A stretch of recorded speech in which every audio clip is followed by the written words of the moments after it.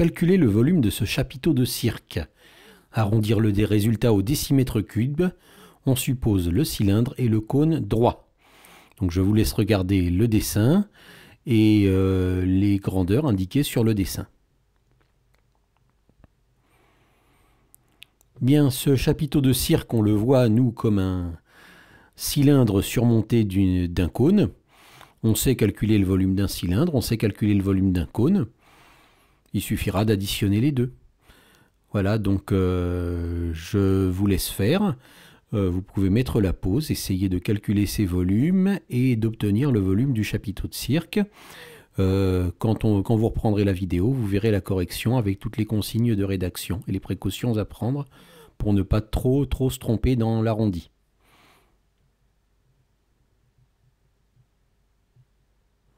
Ça y est? Eh bien, commençons. De toute manière, là, quand nous avons un volume à calculer d'une forme que nous ne connaissons pas bien, eh ben, on la décompose en plusieurs formes que nous connaissons et nous additionnons ou des fois nous retranchons les volumes. C'est exactement pareil pour les aires. Si vous avez une aire trop complexe à calculer, vous la décomposez en somme ou différence d'aires que vous connaissez.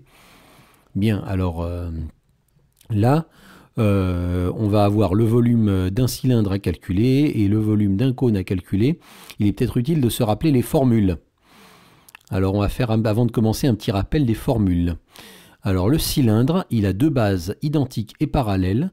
Il peut donc être considéré comme un prisme avec une base circulaire.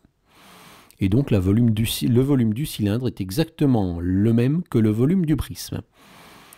Vous vous en rappelez?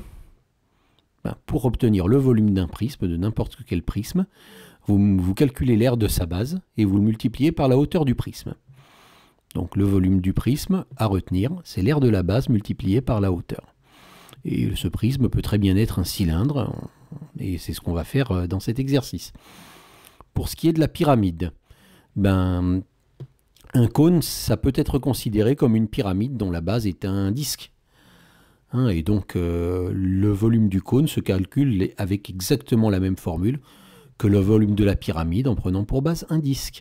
Vous rappelez-vous de la formule du volume d'une pyramide? Eh bien, le volume d'une pyramide, c'est le tiers du volume du prisme. Donc c'est 1/3 de, autrement dit 1/3 multiplié par R de la base fois la hauteur. Une pyramide, c'est 3 fois plus petit qu'un prisme qui a la même base et la même hauteur. Voilà. Donc, voilà les formules dont nous allons nous servir pour calculer le volume du cylindre et le volume du cône. Maintenant, la base, il se trouve que c'est un disque. Donc, pour calculer l'aire de la base, j'aurai aussi besoin de me rappeler la formule de l'aire du disque. Vous rappelez-vous la formule de l'aire d'un disque? Bien, la formule de l'aire d'un disque, c'est pi fois le rayon au carré. Pi fois le rayon puissance 2. Alors, je vous engage à bien vous souvenir de ces trois formules, à les apprendre par cœur, si vous ne les connaissez pas encore, parce que elles sont exigibles dans tous les exercices de ce niveau. Vous devez les savoir par cœur. Eh bien, on va y aller petit à petit. On va calculer l'aire du disque, qui est la base du cylindre et la base du cône aussi, d'ailleurs. Donc, ça fera une aire de base pour les deux. C'est plus pratique. Et ensuite, on va servir de cette aire du disque pour calculer le volume du cylindre et ensuite le volume du cône. Et on additionnera le tout pour avoir le volume du chapiteau. Commençons donc par l'aire du disque de base. Vous voyez, petite précaution de rédaction, je mets un titre. Je dis ce que je vais calculer avant d'écrire le calcul. Je ne balance pas des calculs sans avoir expliqué à quoi ils correspondaient. Donc j'écris aire du disque de base. Maintenant, on sait que ce qui va suivre, c'est le calcul de l'aire du disque de base. Sinon, ce serait bien demandé, mais qu'est-ce que c'est que cette formule qui nous écrit? Donc vous aussi faites pareil. L'aire du disque de base, on a dit que c'est pi fois rayon au carré. Maintenant, regardez, j'ai un cadre bleu avec toutes les formules dedans.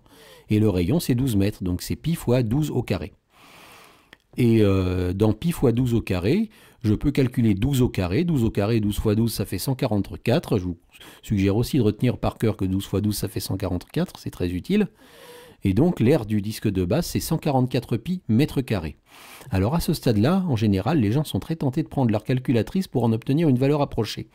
Moi, je vous conseille de ne surtout pas faire ça. Parce qu'après tout, l'aire du disque de base, on s'en fiche royalement. Ce qu'on veut, c'est le volume du chapiteau. On veut répondre à la question qui nous est posée. Donc, l'aire du disque de base, elle ne nous sert à rien. Donc, moi, je préfère travailler avec 144 pi que de travailler avec qu'est-ce qui se passe. Si on trouve une valeur approchée, on va trouver un gros nombre avec une virgule et qui va être très moche. On va calculer avec, on va peut-être laisser tomber des décimales après la virgule parce qu'on trouve ça trop long. Et tout ce qui va nous arriver, c'est qu'on va perdre de la précision. Hein, c'est totalement inutile.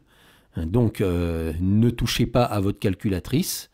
Hein, avant, ne calculez pas de valeurs approchées de 144 pi. Hein, vous calculerez une valeur approchée, une seule valeur approchée, la valeur approchée du volume du chapiteau, tout à la fin, quand on aura trouvé le volume du chapiteau. Hein.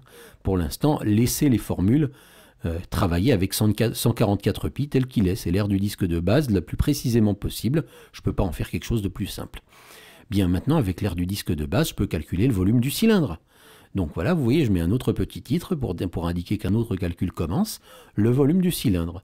Le volume du cylindre, eh bien, c'est un cylindre, c'est comme un prisme, ça a deux bases, c'est donc l'aire de la base fois la hauteur.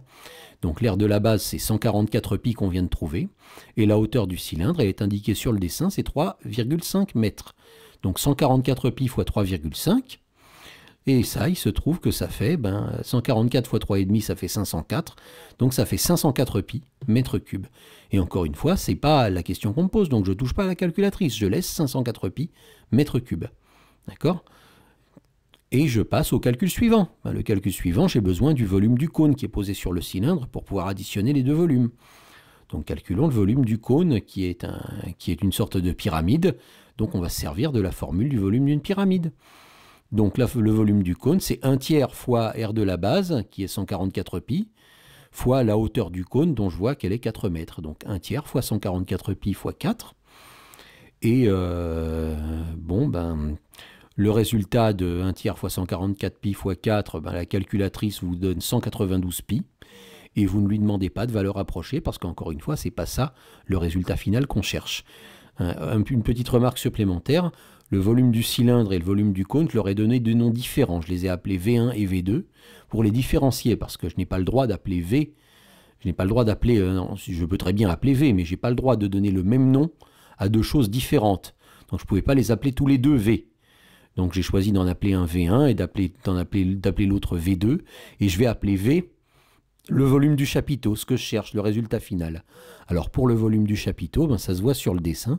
Il suffit que j'additionne le volume du cylindre que j'ai trouvé, le volume du cône que j'ai trouvé. Je vais faire la somme des deux. Donc le volume du chapiteau, je mets un autre petit titre pour indiquer qu'un autre calcul commence. C'est V, je l'appelle V, c'est 504 pi que j'ai trouvé pour le volume du cylindre, plus les 192 pi que j'ai trouvé pour le volume du cône. Et ça fait combien de pi au total? Ça fait 696 pi, 504 plus 192, ça fait 696. Et ça, c'est le résultat final qu'on me demandait de trouver, le volume du chapiteau de cirque. C'est exactement 696 pi mètres cubes. Bon, évidemment, comme 696 pi mètres cubes, c'est pas très parlant, on ne voit pas à peu près combien ça fait. Là, on nous en demande une valeur approchée pour se rendre compte à peu près de quel ordre de grandeur ça a. Alors là, vous demandez à la calculatrice, chaque calculatrice a une touche pour donner la valeur approchée. Je vous engage à regarder comment fonctionne la vôtre pour savoir où est la touche qui donne la valeur approchée dans votre calculatrice. Eh bien, quand vous demandez la valeur approchée à votre calculatrice, elle affiche ceci. 2186,548487. Et donc ça fait beaucoup de chiffres après la virgule, et l'énoncé nous dit combien de chiffres après la virgule il faut. L'énoncé nous dit arrondir le résultat au décimètre cube. Alors qu'est-ce que ça veut dire? Ça veut dire laisser les chiffres après la virgule jusqu'au chiffre des décimètres cubes. Alors il faut juste savoir quel est le chiffre des décimètres cubes. Eh bien comme toutes les données étaient en mètres, le résultat est en mètres cubes, donc le chiffre des unités, c'est-à-dire le 6, c'est le chiffre des mètres cubes. Et le chiffre des décimètres cubes, eh bien c'est 3 chiffres après. C'est 3 chiffres après, je vais donc laisser 3 chiffres après la virgule. Lorsque vous avez des volumes, entre le chiffre des mètres cubes et le chiffre des décimètres cubes, eh bien, il y a 3 chiffres d'écart. Si vous avez des aires, alors entre les mètres carrés et les décimètres carrés, il y a 2 chiffres d'écart. Et si vous avez des longueurs entre les mètres et les décimètres, alors là, il n'y a aucun écart, ce sont 2 chiffres consécutifs qui se suivent. Donc je vais laisser 3 chiffres après la virgule, puisque je veux m'arrêter au décimètre cube. Et donc, c'est 2186,548. Je regarde après le 8, il y a un 4, donc j'arrondis à la valeur inférieure. Hein, donc le volume est à peu près égal. Cette fois, j'ai plus le droit d'écrire le signe égal, puisque c'est plus une valeur exacte, c'est une valeur approchée. Le volume est à peu près égal à 2186,548, et je vais le dire aussi en français, puisqu'on m'a posé une question, il faut bien que je réponde par une phrase. Le volume du chapiteau est d'environ, c'est une valeur approchée, on met environ, 2186,548 mètres cubes, arrondi au décimètre cube. Vous remarquez que je laisse l'unité mètre cube. On m'a dit d'arrondir au décimètre cube, c'est-à-dire de m'arrêter au chiffre des décimètres cubes, mais on ne m'a pas dit de convertir en décimètre cube. On ne m'a pas dit de donner le résultat en décimètre cube. Donc je peux très bien continuer à donner le résultat en mètre cube, pourvu que le dernier chiffre que je donne soit celui des décimètres cubes conformément à l'énoncé.